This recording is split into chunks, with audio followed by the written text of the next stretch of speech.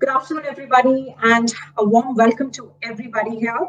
This is in line with the series of webinars that Westford University College has been conducting in these trying times. And today, with this webinar, I'm very happy to introduce to you Mr. Roberto Croci. He is a regional managing director with Microsoft for startups in the MENA region. And what's more about him? He is an eminent personality, an expert, and has previously worked as the Google regional head and for emerging markets in the Middle East, Turkey, Israel, Russia, and Africa. And with all his in his capacity, he's helping startups to achieve their goals and build successful businesses. So we all know that it is now that the hashtag rush to the digital zone has been the movement for most startups and organizations. Well, we don't really have a choice. But at this point, everything from creating digital and social campaigns, Mr. Roberto helps these startups get on with their plans, identifying growth opportunities, as well as customizing plans with Microsoft. He is a graduate from the Harvard Business School, and he specialized in leadership development. And what's more, he's absolutely passionate about entrepreneurship and is one of the partners at the Strowlers Ventures. And it is a Microsoft association, a VC fund with investments in international startups. And this particular venture capitalist funding association was founded by top tier MBAs. So what's in it lined up for us, for professionals, academicians, and students from various backgrounds? We're here to discuss with Mr. Roberto the future, understanding the things that an organization would really be turned around with during the COVID-19.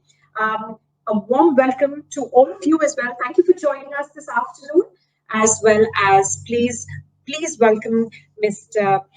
Roberto. On to you, Mr. Roberto. The floor is all yours. Hello, everyone.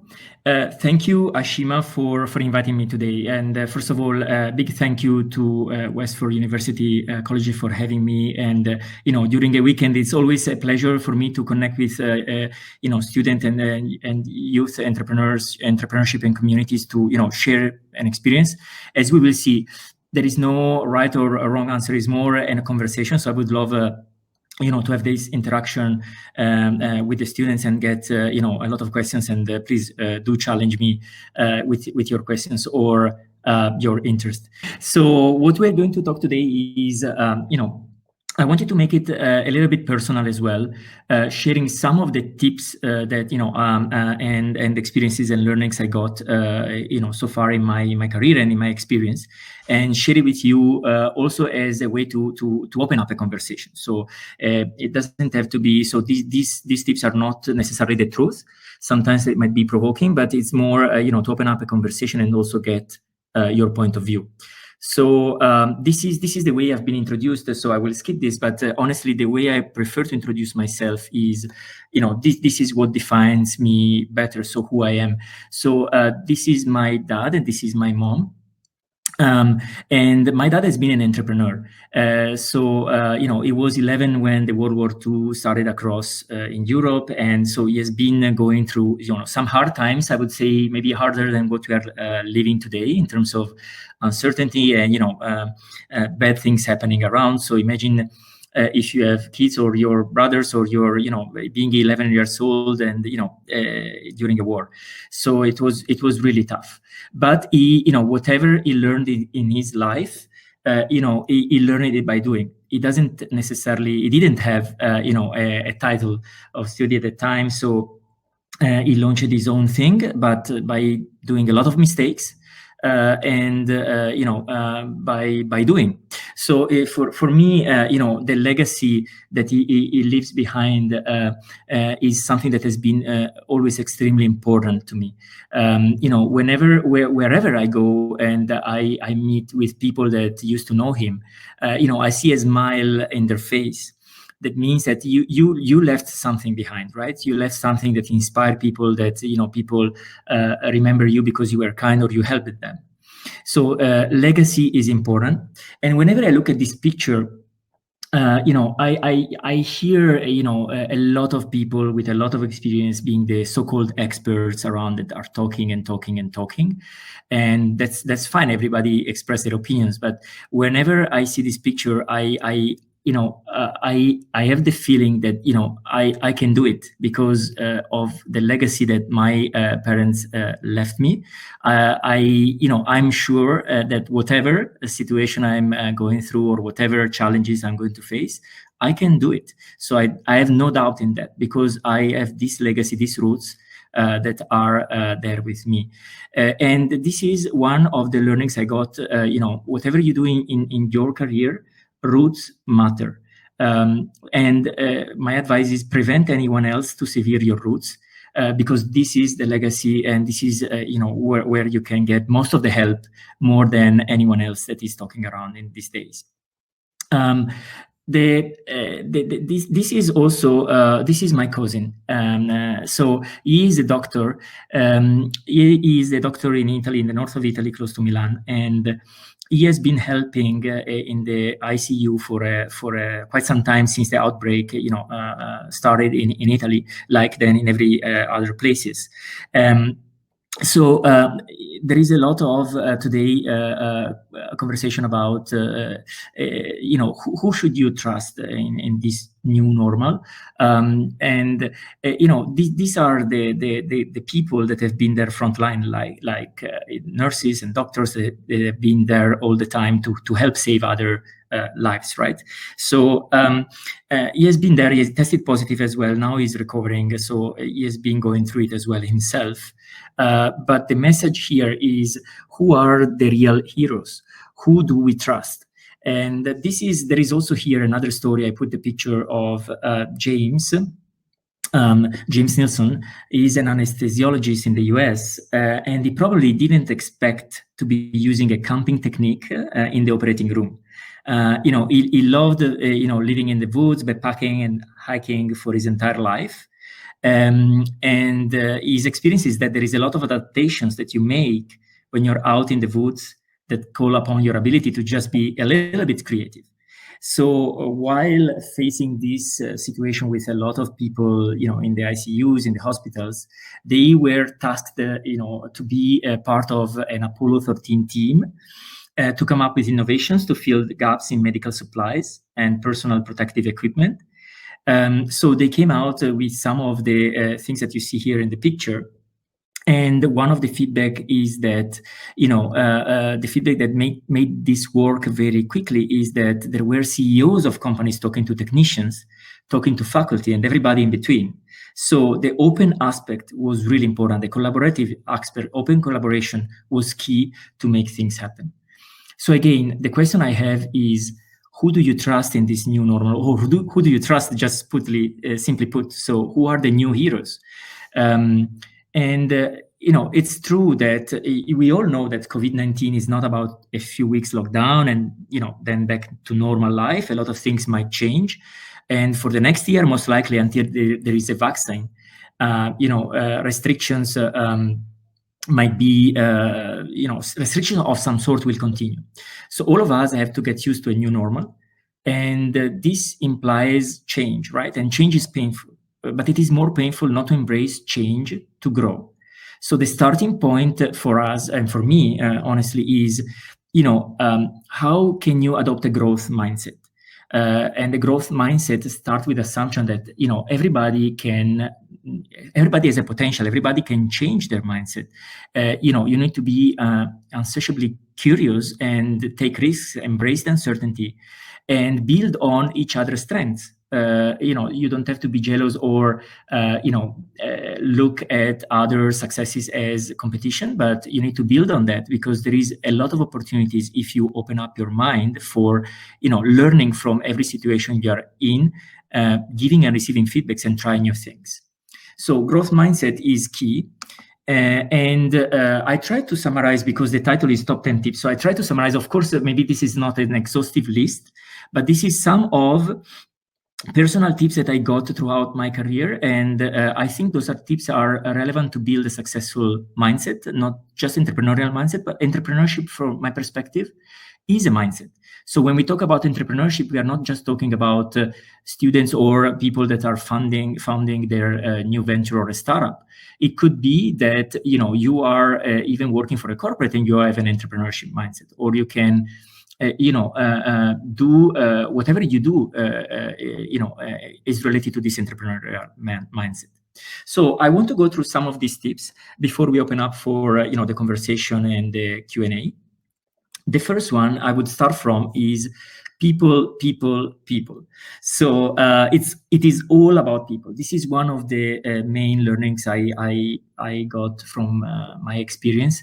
That it's all about people. You can have a great strategy, you can have this and that, but if you don't have the right team, the right people, people with the right values, maybe chances are you're not going to succeed.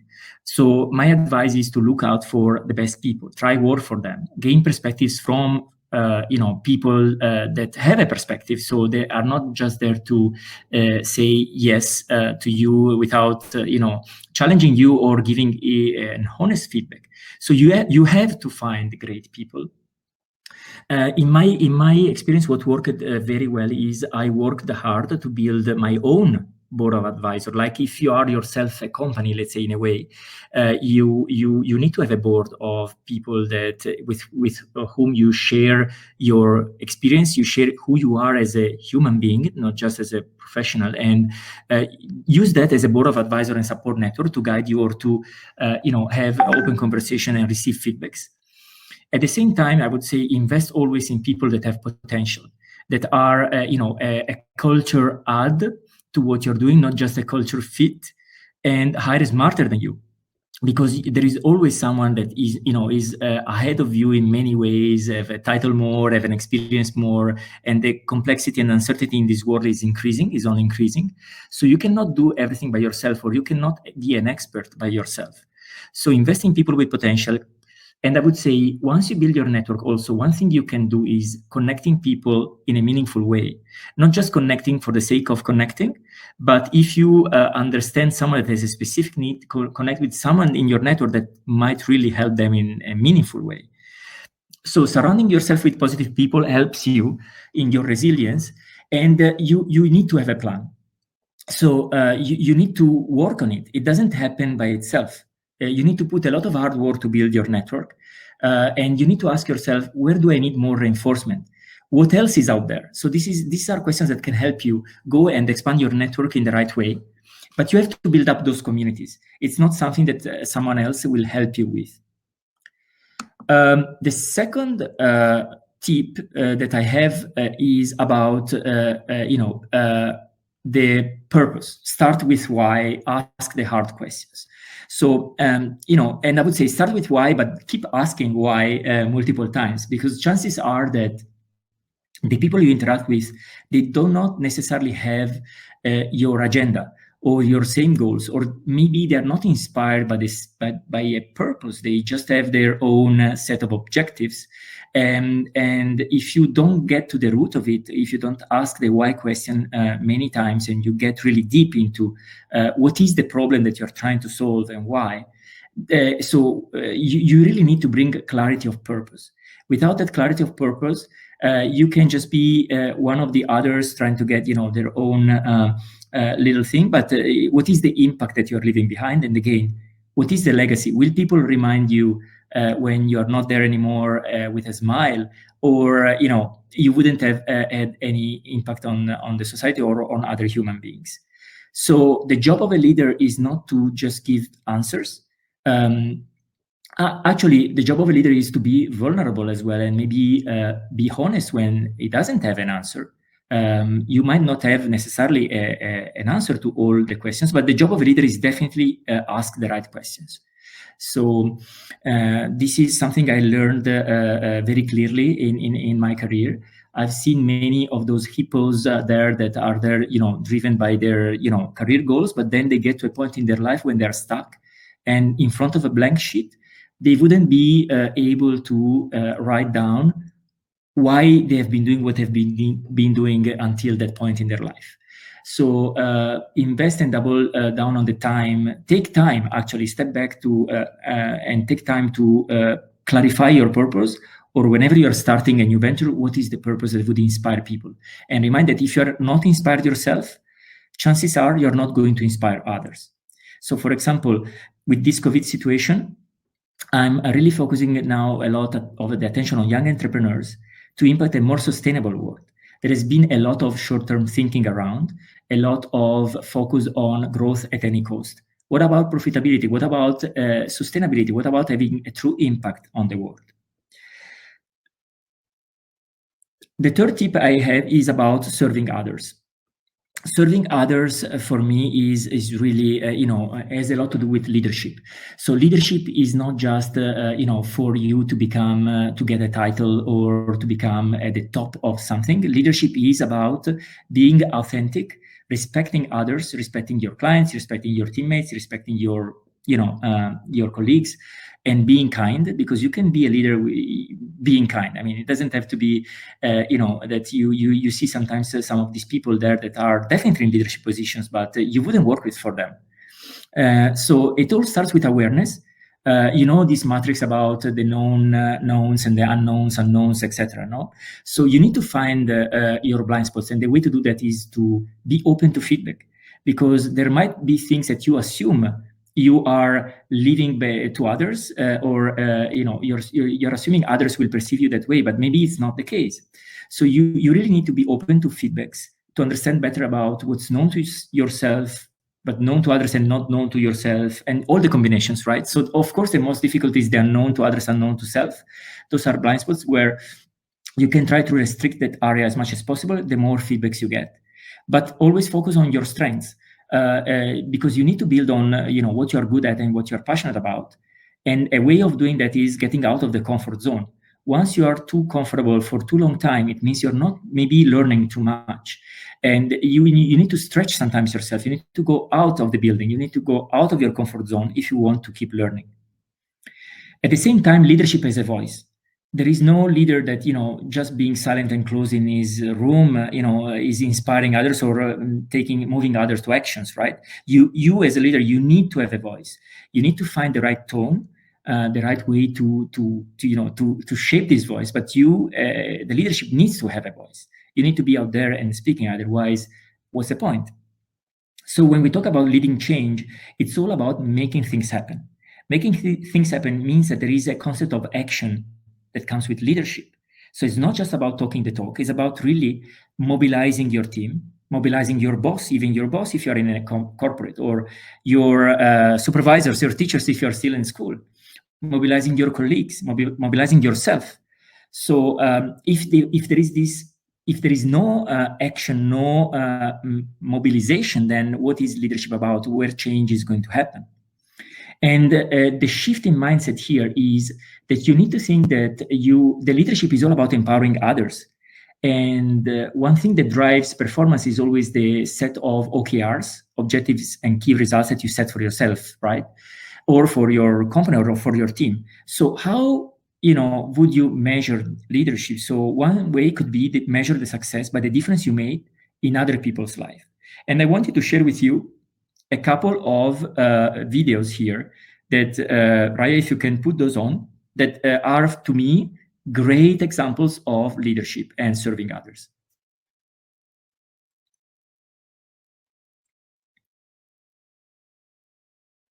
Ahead to Prince Ali. They don't have numbers.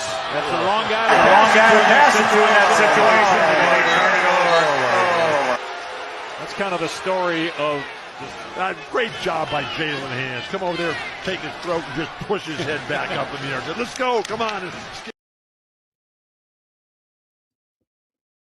So this was the first video. Thank you, Raya, and we have a second one. And now to honor America and salute the men and women serving our country with our national anthem, please welcome, as voted by you, the fans, our winner of the Toyota Get the Feeling of a Star promotion, Natalie Gilbert.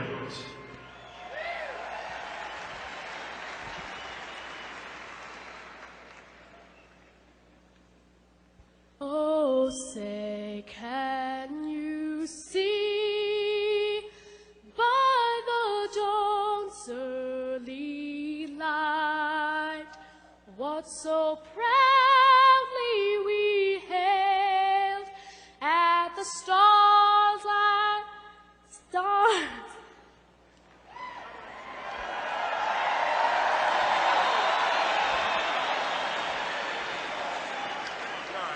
Come on. Starlight, Stars like last glass gleaming, whose broad stripes and bright stars through the perilous fight.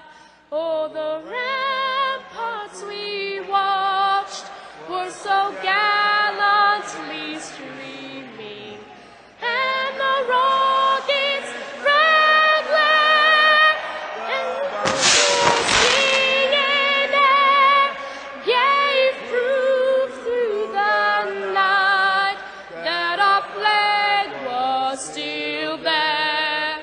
Oh, say does that star-spangled banner yet wave for the land of the free and the home of the brave?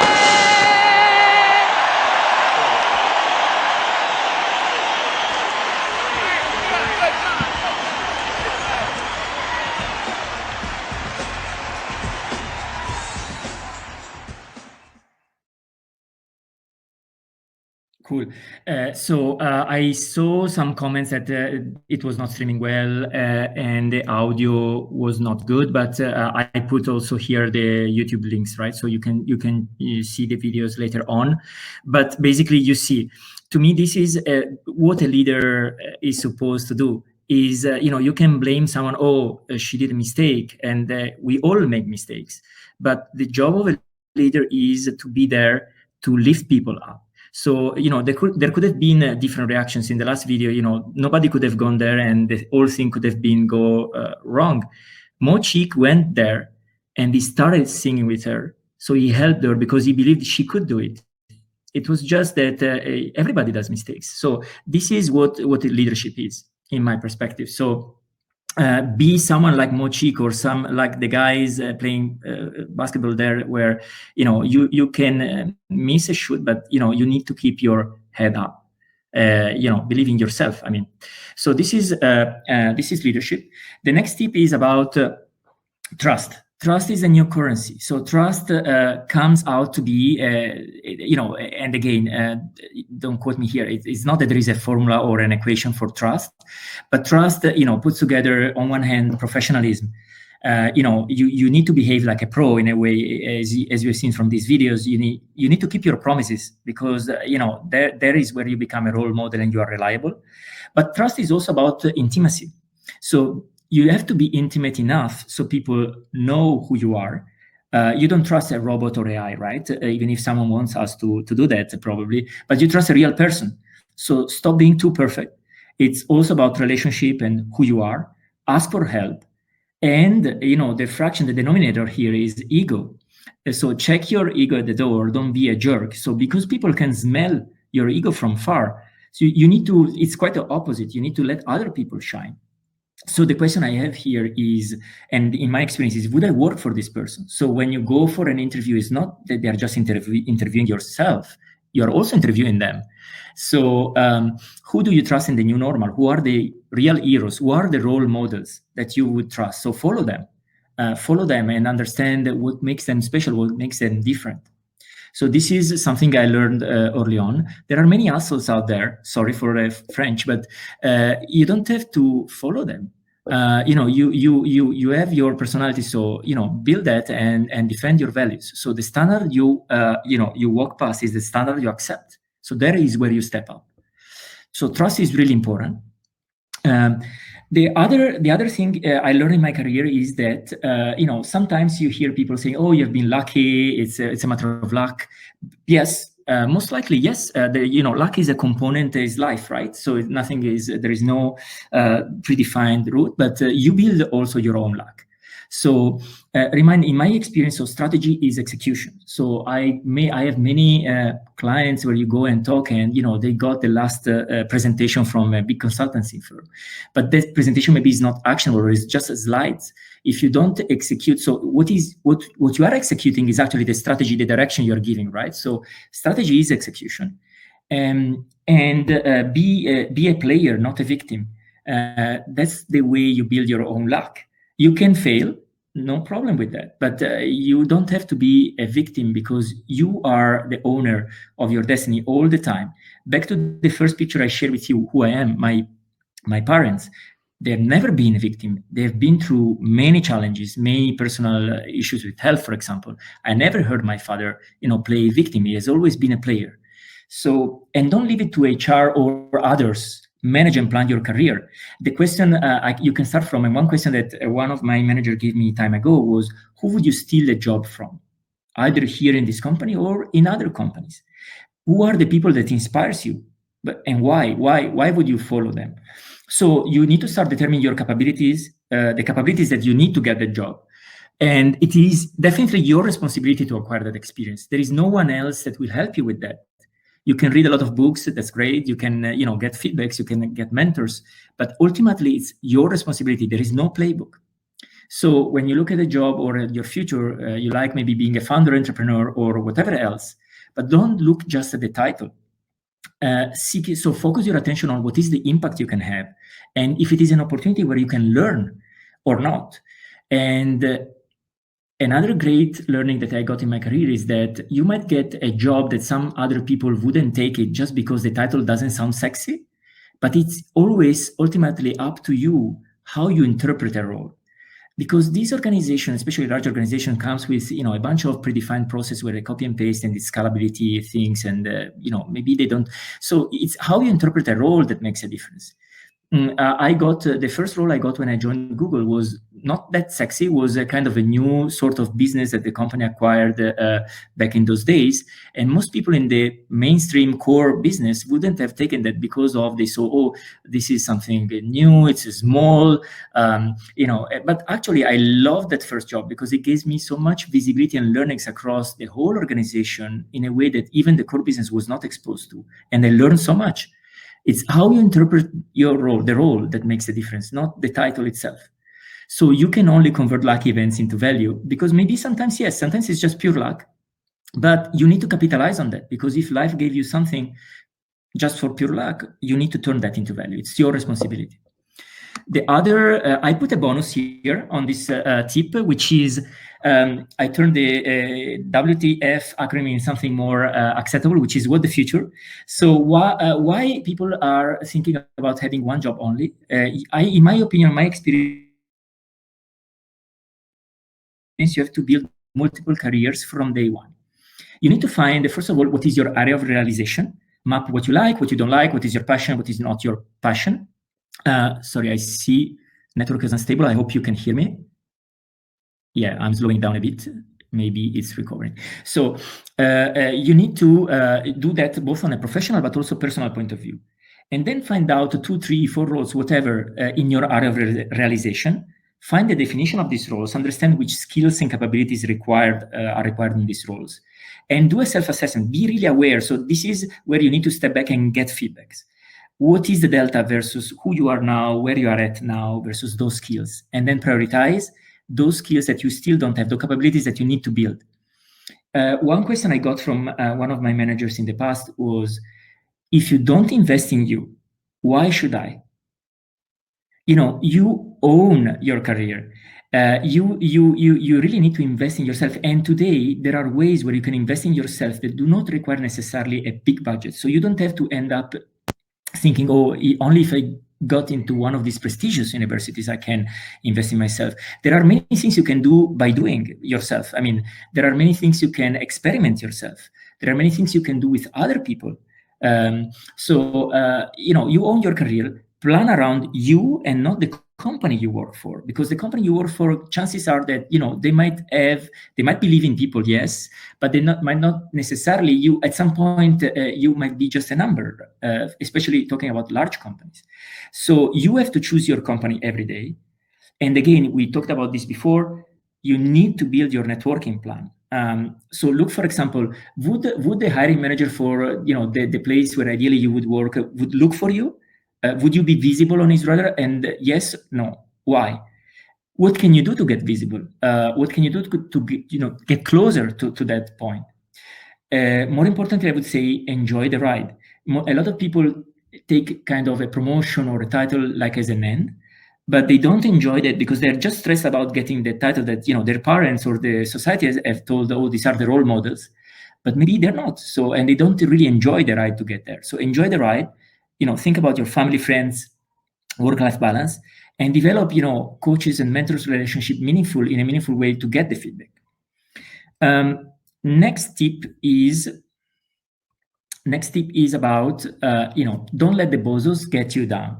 So build your character. So don't let others get you down. If you have your beliefs and your something that you're really passionate about, go for it. It's how you bounce back. You can fail in your life, that's fine, but it's how you bounce back that tells who you are. So, for example, in my experience, the soul of a startup, for example, for talking about entrepreneurship, comes from sharing with your team, total clarity of purpose. Yes, having some framework helps because, of course, you don't have to reinvent the wheel, but leave it some freedom in it so that you are flexible in situations of crisis, for example, like we are living now, or in situation of challenging times. You are more flexible to change and to have people that are open-minded. Also, the way you set communication and language is extremely important. Those formal gatherings where, in some situation, of course, that's totally needed. But, when it gets formal, that people don't feel psychologically safe to express themselves, bring their own self to work, because communication is too much formal or fake, wouldn't take you anywhere. You need to have informal communication, be like at the coffee machine, right? Rapid, scrappy. This is where you build resilience and you build really a team. Interdependence as well is when you hire for smarter and you hire people that are independent, that know the value that they can add, but they can also respect the contribution of others and build on top of what others are doing, not just destroy the others, and be generous. Pass the credit, keep the blame. This is the way you build resilience, because then people would feel empowered. And this is becoming extremely difficult because the world is more uncertain. So the way people used to make, or organizations used to make decisions before, it's not just black and white. It's more, we live in a more gray area where, one of the questions that I used to make sure that I'm making the right decision is, would you still be able to hold your head right? So would I still be able to go back home and sleep well because I took the decision following my beliefs? And you need to build your belief set. This is an example I put here and doesn't necessarily have to be yours. I mean, this is for me. What are my belief sets? I definitely go for an unrelenting quest for the truth. Take responsibility in a causal sense. Delay gratification. Don't go for low-hanging fruits, but go, higher risk, higher reward. And the standard we walk past is the one we accept. So always pick up when you see someone that's not up to your standard or your values. So this is, for example, my belief set. It doesn't have to be yours, but you need to have a belief set, because that will be the compass you use during times of uncertainty. Because right now uncertainty is much, much higher than it used to be. So if you don't have something like that, chances are you're not going to, you don't know which direction to take. Tip number 7 is love your enemies. So there was someone much, much more influential and better than me, Sun Tzu, that wrote a book about know your enemies. I just turned that into love your enemies, because the companies I've been privileged to work with, and 2 of them are represented here, have taught me one key lesson in my life. That is, disagreement is good as long as you are kind and as long as you respect others. But what matters is how we choose to act and how we build on top of others. Then the way these people are looking at competition, for example, is extremely different than the usual way companies would look at competition. You would call competition as an enemy. But for example, when I joined Google, Larry Page mantra was, his job was not to have his teams focus too much on competition, because there is much that we can do looking at what are our competencies and our assets and our skills.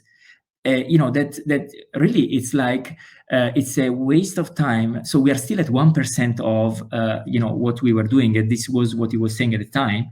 And this is so true. people waste too much time to try copy and paste, or to be in a defensive position looking at competitors, whereas maybe there is a value proposition you can build where even if other people think that you are competitors with someone else, actually you are not. So the way you need to look at the mindset is completely different than the way it used to be. And to me, this has been one of the key lessons I learned in my life, in terms of even when I was, for example, leading more sales teams and being salesperson myself, the way I was looking at competition was very different than the way other people were looking at competition, or the way clients or procurement were looking at us being competitor with someone else. So be open here and consider what are your strengths, and what is your unique value proposition, and what is that you have to bring to the table. So point number 8, I see that the audio is not great, so I'm trying to slow maybe down myself and see if this is still good. And please, Westford team, just let me know if the audio is not good, because I cannot. I just see some feedbacks in the chat. Point number 8 is being asked to dance. Is diversity is key. Diversity is real.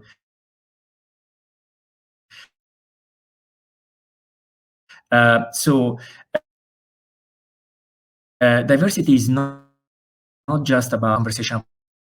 Sure that there is equality, but diversity is also about inclusion.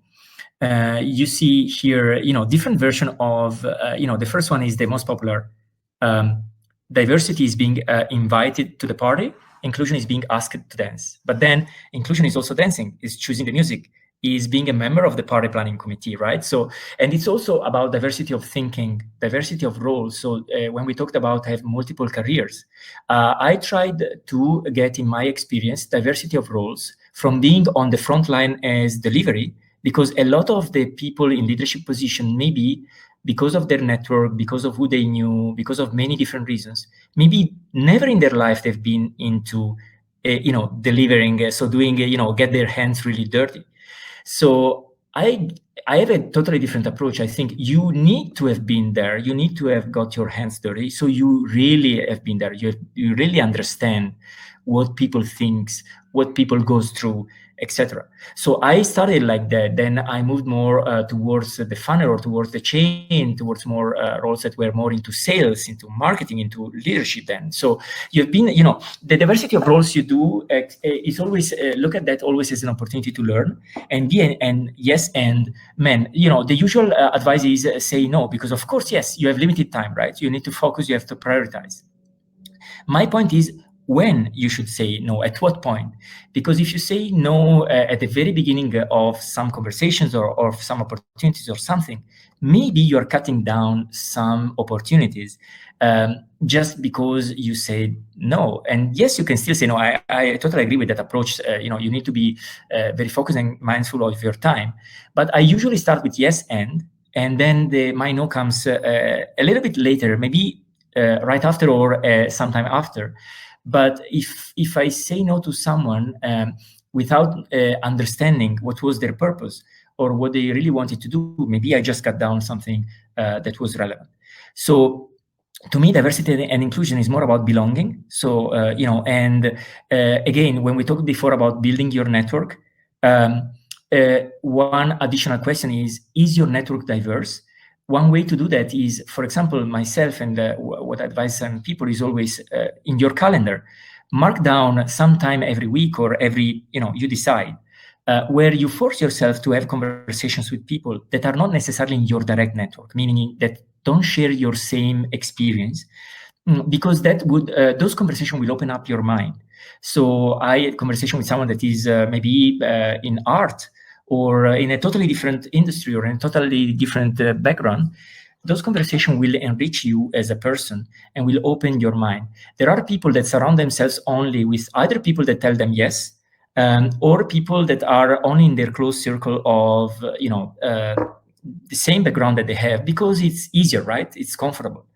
When you build your network, map out really on a piece of paper who the people in your network are, where they belong to, what is their background. Are they all from university? Are they all from this industry? Are they all from this geography? Are they all from this, beliefs or whatever? So here, the bonus track on diversity and inclusion is also that, especially thinking about the legacy and sustainability that we talked before, and especially thinking about the impact on society, you can figure out yourself as being like a rebel with a cause and starting a movement.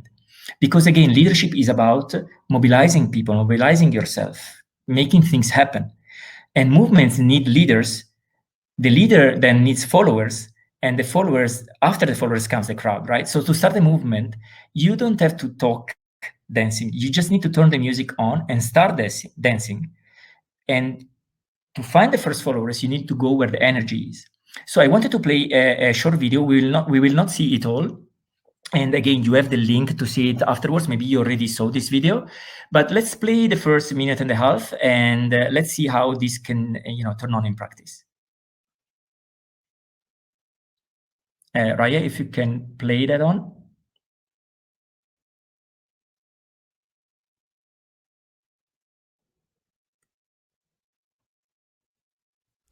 If you've learned a lot about leadership and making then let's watch a movement happen start to finish in under 3 minutes and dissect some lessons. First, of course, a leader needs the guts to stand alone and look ridiculous. But what he's doing is so simple, it's almost instructional. This is key. You must be easy to follow. Now here comes the first follower with a crucial role. He publicly shows everyone else how to follow. Notice how the leader embraces him as an equal. So it's not about the leader anymore, it's about them, plural. Notice how he's calling to his friends to join in. So it takes guts to be a first follower. You stand out and you brave ridicule yourself. Being a first follower is an underappreciated form of leadership. The first follower transforms a lone nut into a leader. If the leader is the flint, the first follower is the spark that really makes the fire. Now here's the second follower. This is a turning point. It's proof the first has done well. Now it's not a lone nut and it's not two nuts. 3 is a crowd and a crowd is news. A movement must be public. Make sure outsiders see more than just the leader. Everyone needs to see the followers because new followers emulate followers, not the leader. Now here come 2 more people, then 3 more immediately. Now we've got momentum. This is the tipping point and now we have a movement. As more people jump in, it's no longer risky. If they were on the fence before, there's no reason not to join in now. They won't stand out, they won't be ridiculed, and they will be part of the in crowd if they hurry. Cool, isn't it? So, we said before, leadership has a voice, right? And a voice, this is something along those lines. Leadership needs to have a voice, but when you start a movement, you need to find the first followers, and then comes the crowd, right? And it's leading by example. So this is inspiring. Also, the last couple of tips, mindful of time, the number 9 is never fail to fail. So first of all, you need to be comfortable and not having all the answers. We talked about the world coming, more complex, more uncertain. So it's okay not having all the answers. All those experts that all the time think that they assume and they know everything. Today, you see in which situation we are. Even without, fake news, which is a big problem.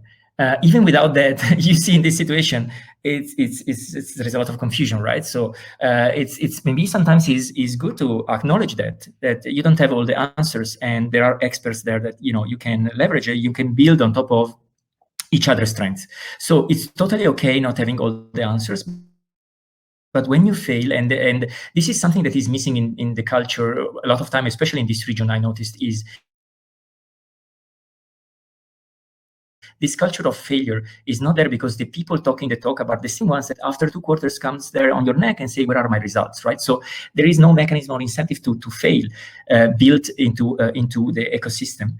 So the thing is, it's a shift in mindset. Is you need to turn the switch from being a know-it-all to a learn-it-all and take every situation you are exposed to into a learning opportunity. So never fail to fail means that, yes, it's okay to fail, but you have to learn from your failing. This is a critical lesson I learned in my career as well.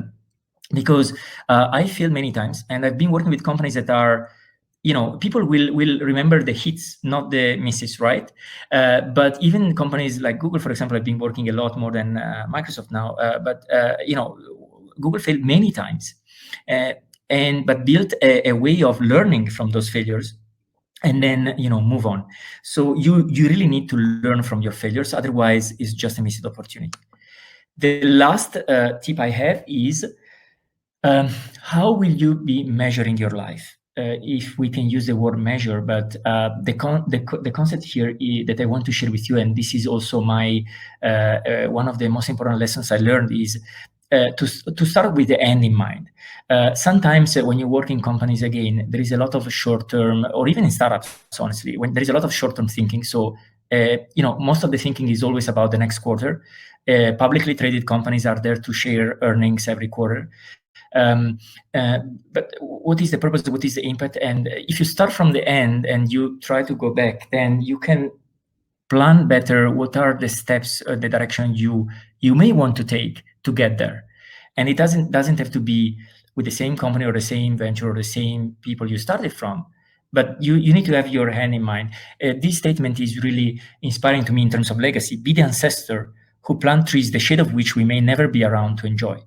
Especially in a world that is more uncertain, I'm thinking, we will not be there at some point, right? And what is left for the next generation? Where is the world going if we are kind of destroying it? So, is this capitalism or the economy as it's said today the right thing to do in order to allow a better future for our kids and for our families and for us all? So, when you start in a new role, for example, one thing I do now, I ask myself, what is the last thing that I would love to do in this role? If, let's say, I would need to quit or to leave, what is the last thing where I would be, let's say, happy to leave this job, and how I would be going to leave, what I will leave behind? There is a research that has been done from Harvard University on the top 5 regrets that people have when dying. And you see here the list. It's all about living someone else's life, having worked too hard. Don't work too hard, work smart. People that haven't had the courage to express their feelings. They kept all within themselves for all their life. There are many. People that stayed in touch, that had not stayed in touch with friends as they wished, or that they've not been happy. And there was another research saying that good relationships keep us happier and healthier, period. That's the thing that keep people more happy than many other things. So think about that, because another thing is that a lot of times people have fears about how others will judge you, or fears about people expressing their judgment about who you are. But everything you have ever wanted is on the other side of fear. So I would leave you with that message. See you all on the other side, and we can open up for Q&A questions. Ashima, you can help me with that, or maybe I should go with the Q&A tab, right?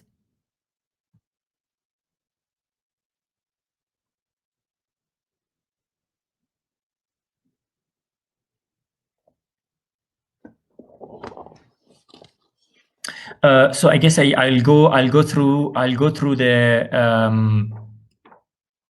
the questions in the Q&A.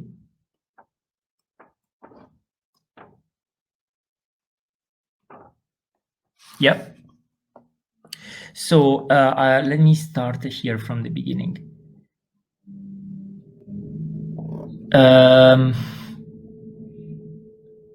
So please give about example on how to mobilize my boss.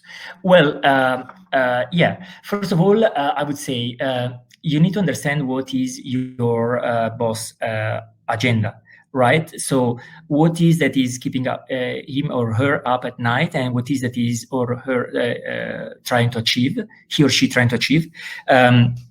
There are many ways you can do that. So if it is not, as we said before, I wouldn't focus on the low-hanging fruits, because sometimes when you are into the routine or into the workflow, into the process, you might spend a lot of time into the details, or you might love some of the ideas you have in mind because that's something that would give you a reward or satisfaction. But you always need to think, what is your boss agenda and your boss's boss agenda. once you have that clear, then you can always I would say come back with a solution. So one of the learnings in my experience is that just raising a problem don't move anything. So you can always when you see an issue, talk about the issue, but come with a proposed solution, a proposed approach. And for doing that, I would say my best advice would be think like an investor. So why would I need to change direction or put the resources into what you are saying? So what is the return of it? What is the impact? So, but come with a more constructive, proactive approach. And sometimes show your boss that you can do more with less.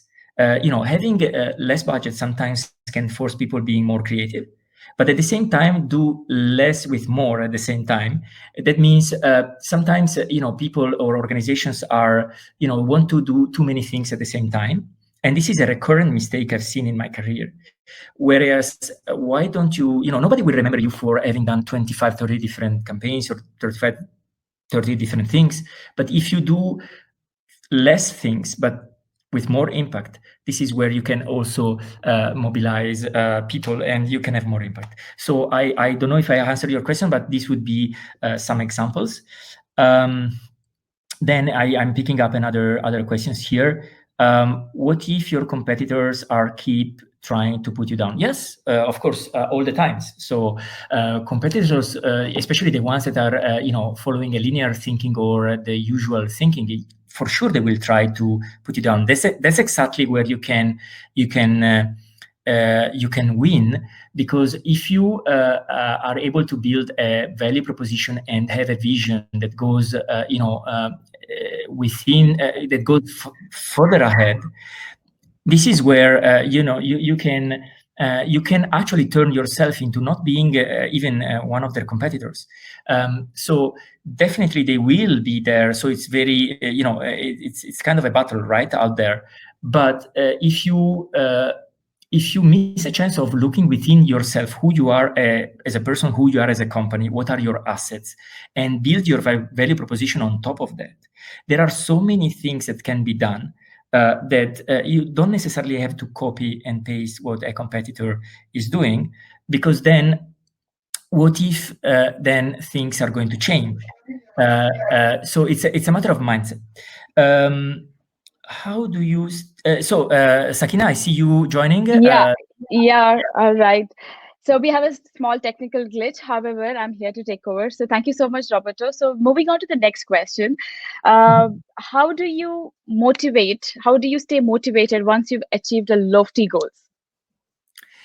Look, for me, I'm a self-motivated person, so maybe I'm a little bit biased here. But how do you stay motivated is it connects a lot with the purpose, and what is your approach? When you really focus on your users, or when you really want to connect to customers, I would say this is a source of motivation, because there is always, the context is always changing, and when you connect to them in a way that you really put their success or their satisfaction before yours, then this is the source of motivation. For me, for example, this is my mindset and how I would think. So until I don't get to the root of solving a problem, for example, or until I don't, there is always something that customer needs. So being out there and listening to what are the needs, what are the problems, spending more time on the problem keeps, for me, it's a continuous source of motivation. Sometimes people jump too often in the solution space, and you get in love with your idea, right? So, and then you make everything to make sure that your idea is going to work. But maybe, the source of motivation comes from, are we solving the right problem? And I'm sure that many are not. So that's also a way where you can keep up, keep the motivation up. All right, great. Thank you so much, Roberto. So now we see Ashima is back. So I will take a leave, and over to you, Ashima. Thanks there. I hope I'm audible now, Mr. Roberto. I can hear you. Yes, Perfect. definitely. Okay. So thanks there, Sakina. That was a slight technical glitch. We have one more question, and the question is about the uncertainty at this particular time. And it's all about the pandemics. Businesses are worried. It's all about fear across the globe. So the question is, how is it going to be possible to keep our strategy liquid? How do we keep it agile and flexible? How do we align our strategy? Yeah, awesome question. So, awesome question. So I would say you need to. So it's a mindset, of course, and we discussed about mindset the whole time. But it's also there are also some ways of doing that. For example, the way you first of all the way you zoom in, zoom out. So zoom in, zoom out is dynamic by definition, right? So you need to implement that into your strategy. As we said, strategy is execution at some point, because what you do with the actions you take, is the translation of what was your strategy, even if it's different than what you were thinking, right? So it's what you do. So if you zoom in into the next months, but also take time to zoom out and look at the big picture, you have to do it. Then also, I would say it's how you measure success. So the whole, and a lot of organizations, are really short-term thinking. So the way they measure success is too short.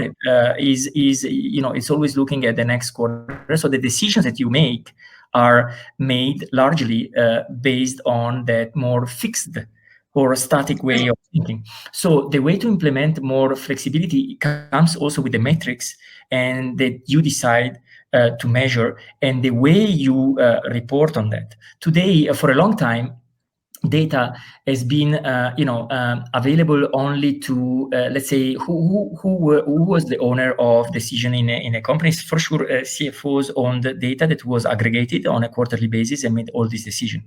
But that has to evolve, because this data now is more granular and it's more real time.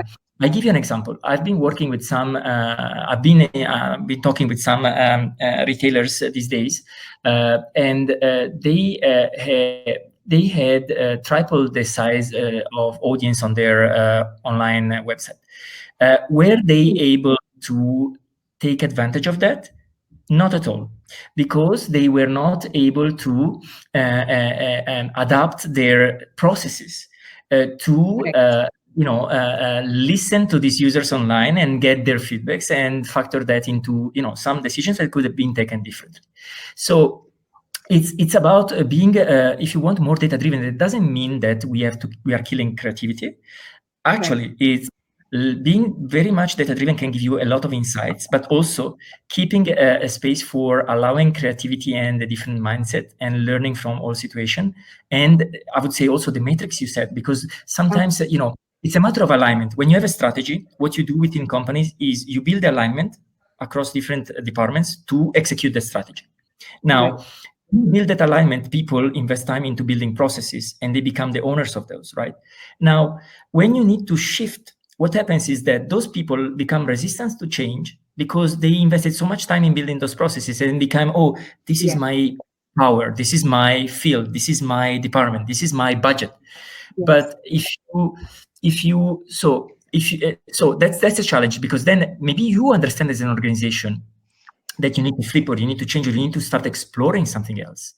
But the problem is, if you build something totally different, then whenever there is uncertainty or crisis, then the budgets are cut, and then these guys are going not to have a future. So you need to build something to explore, but leveraging some of the core competencies you also have in the core of your business. And it's a matter of leadership. So you need to have strong leaders there that are able to execute this, to be able to build multiple alignments, not just one, but in a way where you are also leveraging some of the competencies that you have, so that when it's a matter also of budgets, you are not cutting something, you're killing it, and you cannot leverage this innovation. You're right. Absolutely. In fact, very well said there, Mr. Roberto. The next question that we have by Baneet, in fact, is already answered. But what I'm going to do is I'm just going to maneuver that particular question where Baneet asks that what is the advice would you give for startups? You've already mentioned that. But let me just add a little there. Do you really think that risk taking is now going to be the new normal also for startups? And how much of risk taking should these startups really take? Because earlier, when it was about funding and putting their value across, putting their reason across for starting up a business, things were quite predictable in the market, unlike now. So just adding on to Bamneet's question there and a follow-up to Renuka's question, how much of risk-taking should these startups really invest in right now? So look, I think that this has always been true. No, higher risk takes to a higher reward. But for example, when it comes to startups, you see, even to 2019, so even before the crisis, there have been a lot of crazy evaluations. Think about startups like Uber, Lyft, and we got all the examples right before the whole COVID situation. So. Probably there has been a lot of stress and a lot of attention to rapid growth or growth at any cost. Whereas, what about sustainability? And profitability. So growth at the expenses of profitability and sustainability, maybe it's not the right model, or it's not for everyone. Meaning that if you are doing a business that leverages a network effect, then how many of those can be out there? And if you're doing a business that is growing and just for the sake of the number of users you have, but then you cannot sustain that. What's the point? But when taking risk, I would say focus should be more on responsibility and sustainability. So the impact you can have long term, because at the end of the day, you have a big responsibility. The responsibility is, as a startup, as a founder, you are creating jobs, but then you see, what happens when you're not then able to, and then it's a matter of also how you can contribute to reskill people. Of course. So it's a very complex topic. So there is no right or wrong answer. But I would say my point of view is there has been too much focus on rapid growth or growth at any cost. And again, it boils down to the metrics, right? So whenever we see celebration, whenever startups get funding, that's on one hand, yes, it's understandable. It means that if a startup gets to that level of funding, it means something, right? It means that they are on that journey, and it means like they are growing in a certain way. But sometimes you don't necessarily need, VC funding, depending what you're trying to do. So celebrating a funding is like when you go to a bank and you celebrate you're getting a loan. You're not doing so. Why don't we celebrate the outcomes? Why don't we celebrate other metrics? So we celebrate funding and it's all over there. But when a startup gets some outcomes, why don't we celebrate that? The metrics as well are important because that is what people follows, and what is that is where you measure progress, right? So yeah. Right. Absolutely. In fact, I think it's all just going to be a change in perspective. You mentioned that it's all in the change in the way that we look at things and, we deal with things. We have a question ahead by Amit, and he says that, it is a difficult time now. Everybody is quite fearful because of the uncertainty. And it's bound to happen since all of us are losing our jobs, or most of them have reported to lose their job. Downsizing is a trend right now. How can we overcome this situation? And do you suggest maybe it is about the growth mindset that you mentioned? Wow, look, so this is a very open question. So it's not an easy one because, of course, there are many things, right? So there are, things happen at the cross of many different dimensions and many different institutions. So I would say one thing that is really clear to me is harnessing the power of communities is key. Is key. One thing, you see, you mentioned definitely some situation where, startups or companies have to laid off or people or put people on leave, on annual leave, etc. So the reaction of communities I've seen is extremely encouraging in the sense that, there have been others that now, for example, are benefiting from the situation because of their business model, because of, there is more utilization of digital technologies, for example, that are offering their help. So they're trying to. So the power of communities is something that can definitely help. Mindset, yes, mindset helps, but mindset itself alone doesn't, give the job back to people that unfortunately lost their job. So it's also a matter of putting together the different players, so government and private sector, to have more tangible initiatives on how, for example, to guarantee business continuity, or how to reskill the workforce, reskill people, because you see that this situation has opened up, at least that there are many problems that are there untapped. Think about whole different industries, from healthcare to education to supply chain to even I would say emergency or crisis management. I mean, at some point. So would you trust those institutions? Are the organization, as they're set today, sustainable or agile enough to cope with this this new normal? Probably not. There are a lot of opportunities there. Easy to say, of course, because repurposing people or reconverting into tapping into that opportunity requires a number of things.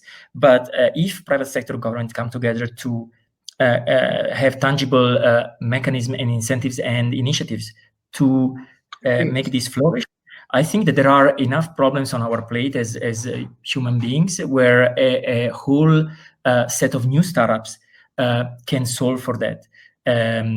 Think about climate change, think about sustainability, a lot of things where we still don't have enough solutions. So it's a very broad topic. I'm sure I'm not covering it all, because it's not easy. But a few ideas I shared, I think, are really critical to address in order to have an impact, and help people that have lost their jobs as well during these times. Right. So a lot of the participants are asking that, are we going to get the PDF, or are we going to get any kind of a certificate? But what I can guarantee you is that, our administrator will definitely get back to you with the recorded version. Probably you will be able to access this later towards your requirement. We have a few more questions there, Roberto. I hope time is not a constraint, because some very interesting questions are coming up. You spoke about leadership, and in the current situation, leadership is now moved away from the face-to-face, and it's not just going to be only about keeping your customers happy. I think the focus is shifting towards employees. So what is your take on how, probably just keep it very brief, top 3 things for the new age leaders to help their employees with fear, their uncertainty, the stress, and the tension? Okay, so I don't know if I have 3, but let's start discussing. So I would say number 1, or one of important one, is empathy. So put yourself in your employees' shoes.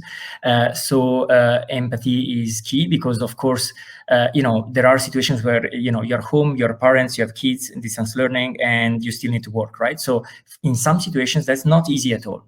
So, and you are a leader, so if you empathize with your employees, you understand, you listen, you understand what the situation is about. You know what?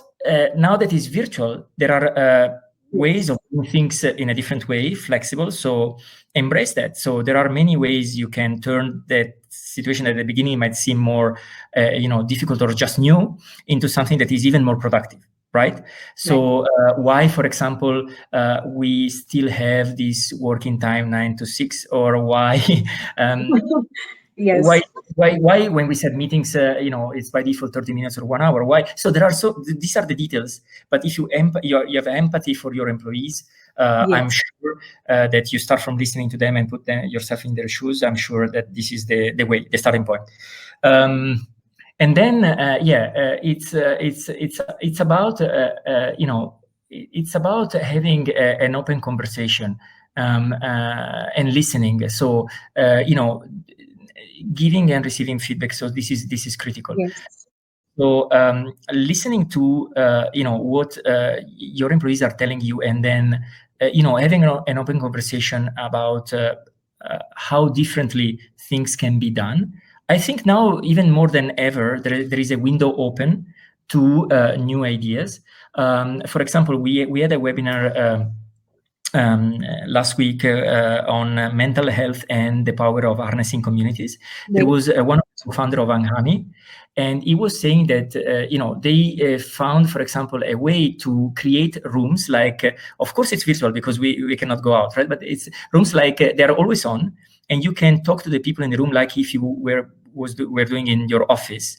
And on top of that, you can then play music or whatever. Right. Why not?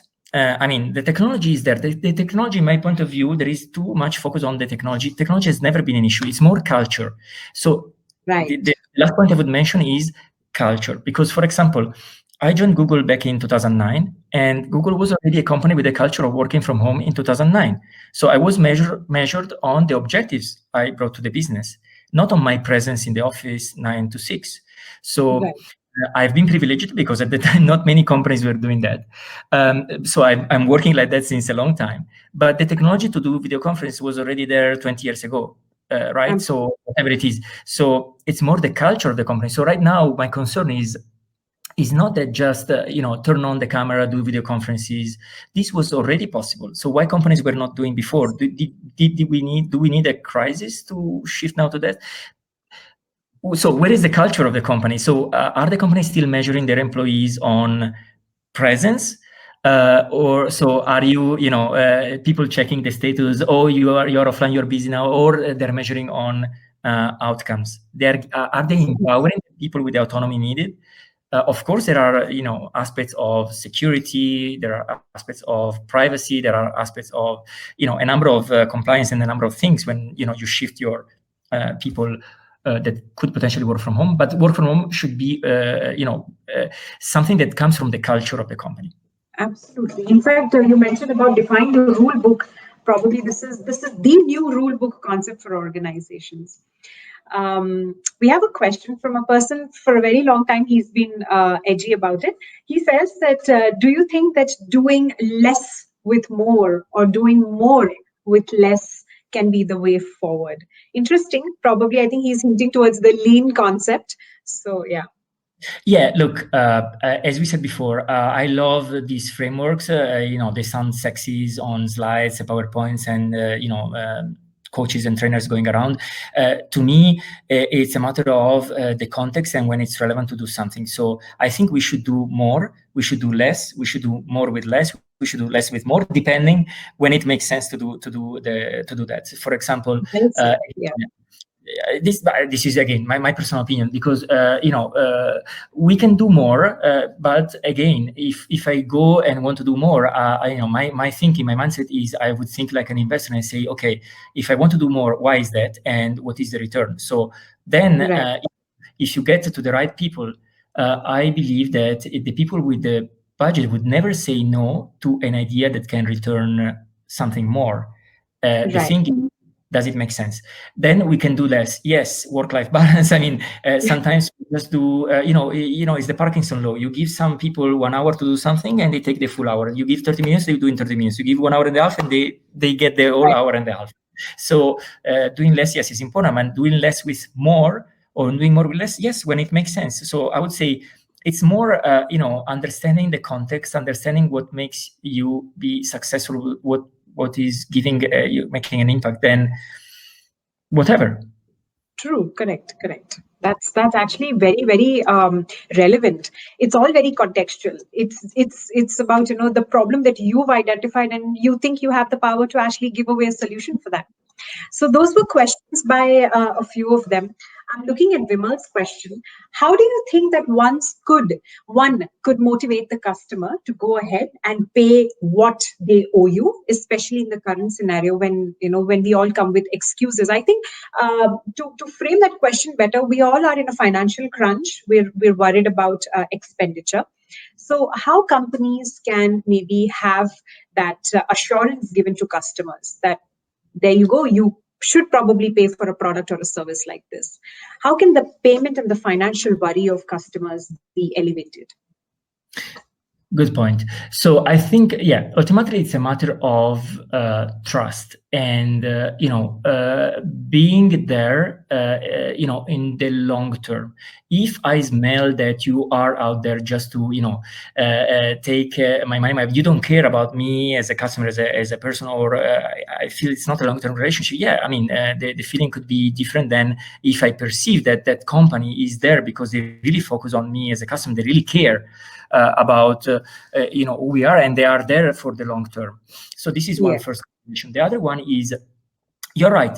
I've seen many examples now of, let's say, organization or entities where even if, let's say they're not on a subscription or a similar model, but they get their fees early on in the year, still, for some reasons, they are trying to make profits or advantage out of this situation, and they put on leave some people with no reason while they already got the fees, right? So why? And there might be subcontractors in there. There may be some other more details, but there are companies out there where definitely they are trying to, making advantage. And again, it's back to the point of they are thinking very short term to, make it. They're not thinking long term because, for example, those people, those customers won't be with them in the long term. Now there are multiple options.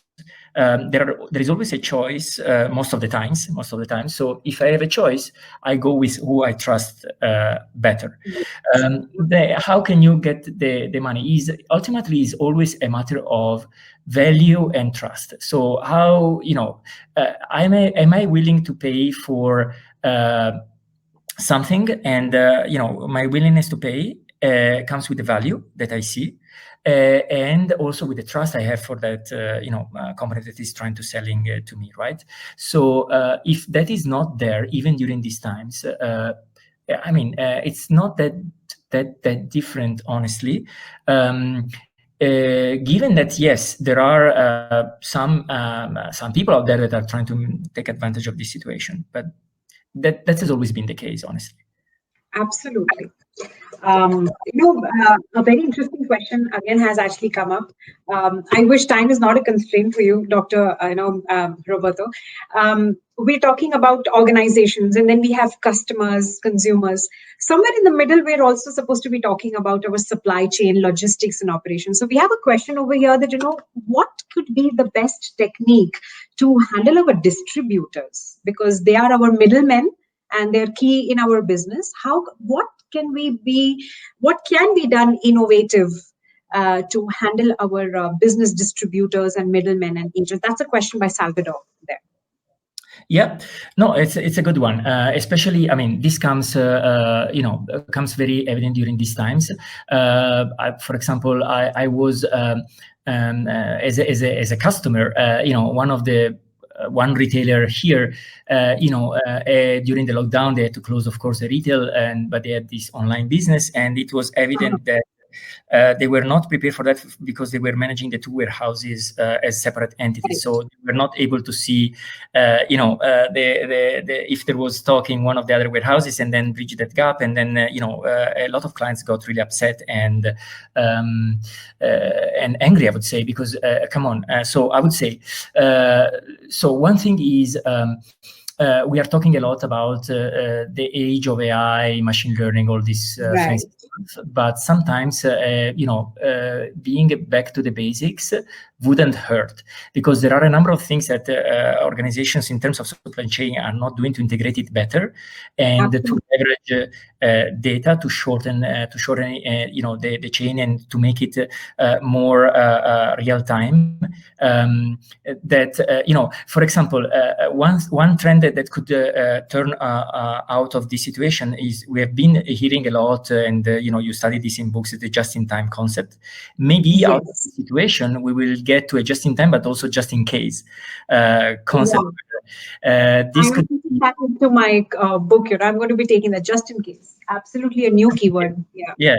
So there might be, and you see, there might be interesting ideas there to innovate the supply chain, and also make the supply chain, or make some warehouses virtual, in the sense that there is a lot of organizations that have huge space stuffed with goods and items for nothing, whereas where we can apply some sort of even 3D printing, and you have a just-in-case kind of model, and you just do it when you need it. Of course, again, this doesn't apply to everything, right? So there are industries that are either regulated or have a different. But if you talk me broadly about supply chain, yes, I have plenty of things that can be done to innovate there. And and as we have seen, we mentioned before problems that are not tapped.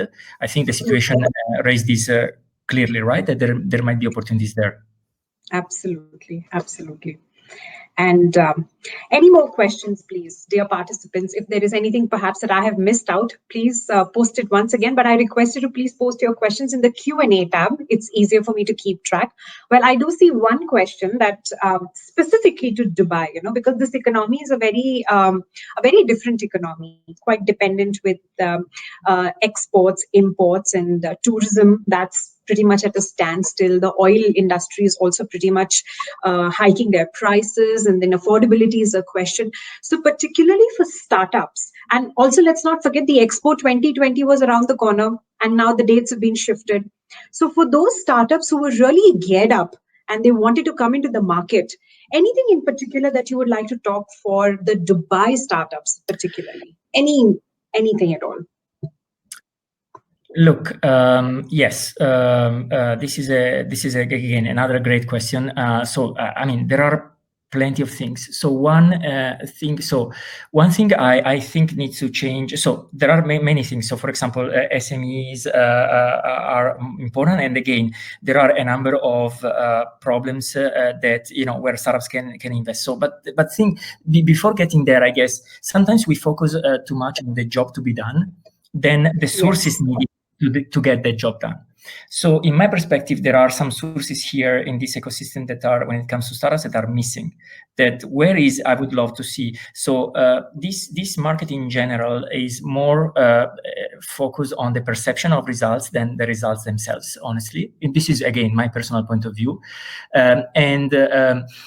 So this is one thing. Then the thing is, we always say that there is a lack of talent, but I say, talent might also be there here.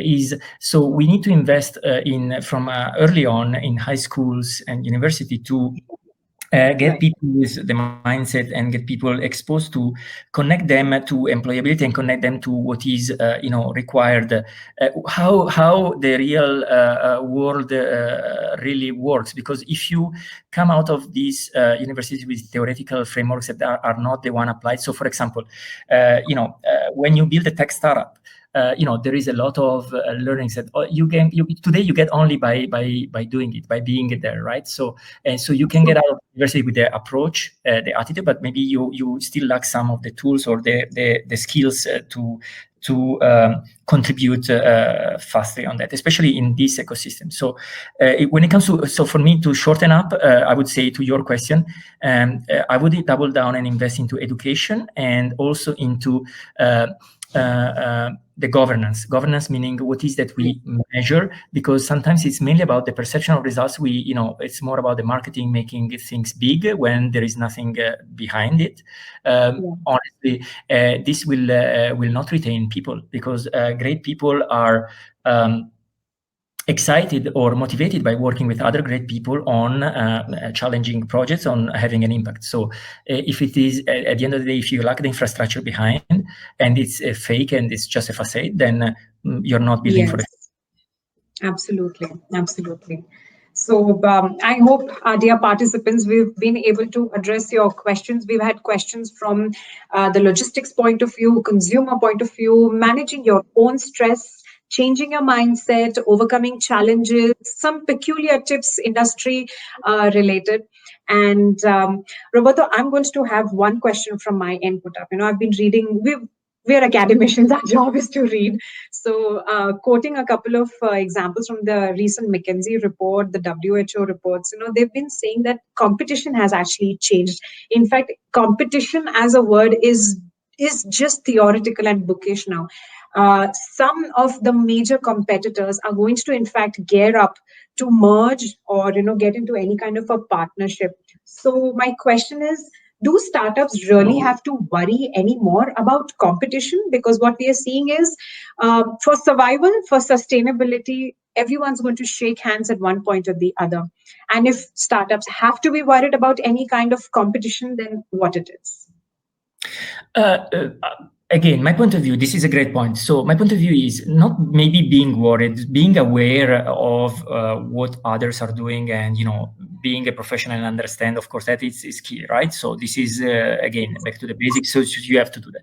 But again, when it comes to your purpose and how you are building your strategy and execution, I would say it comes more from within, from searching within yourself. And when you mention smart partnerships, this is a great point. So there have been companies that turn around by rethinking the way they were doing partnerships. Think about Microsoft, for example.